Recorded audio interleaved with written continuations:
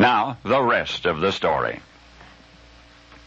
During our last visit, you met an aspiring attorney named Bing Crosby.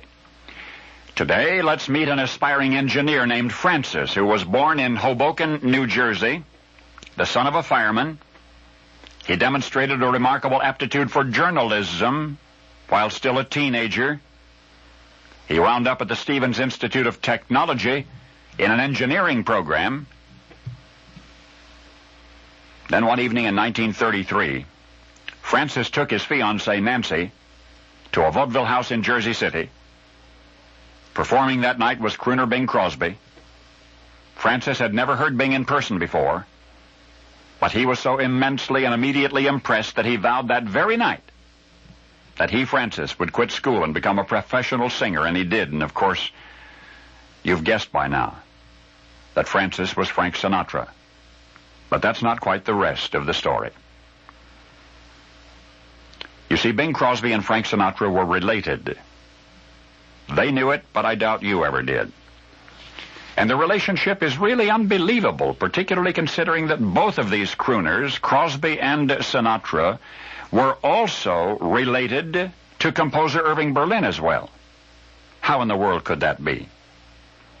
Well, Irving Berlin, 100 years old this May 11, was Russian-born, was brought to the United States by his parents in 1893. Irving Berlin was kind of a quirky composer. Do you know that he wrote most all of his myriad master works in the key of F sharp major?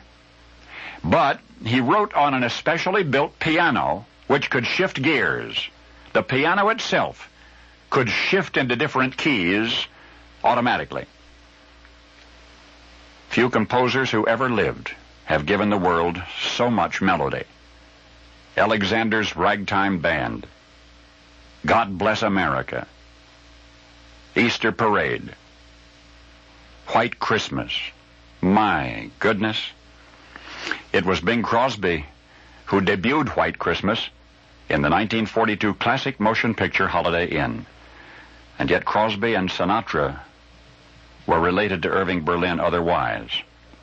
As even more incredibly, all three of them were related to British playwright and composer Noel Coward. In 1953 were published 51 original songs by Noel Coward's musical productions, the volume entitled The Noel Coward Songbook. It remains a favorite among professionals and everyday music lovers alike. Again, I said 53 original songs. Actually, Noel Coward composed almost 100, and the lyrics to go with them. Mad Dog's an Englishman, I'll See You Again. All of his songs possess the elegance, the sophistication, the charm, which so many subsequent songwriters have tried to capture in vain. So how are these four musical greats related? They're related as you would never imagine, not by blood, of course, but by an incredible something in common. Few composers, few have contributed as much to the delight of the world as have Noel Coward and Irving Berlin. Few interpreters of music have placed their stamps so indelibly on their art as have Frank Sinatra and Bing Crosby, and yet none of them, not one of them, neither Crosby, nor Coward, nor Sinatra, nor Irving Berlin himself, not one of these incomparable music men could either write or even read music.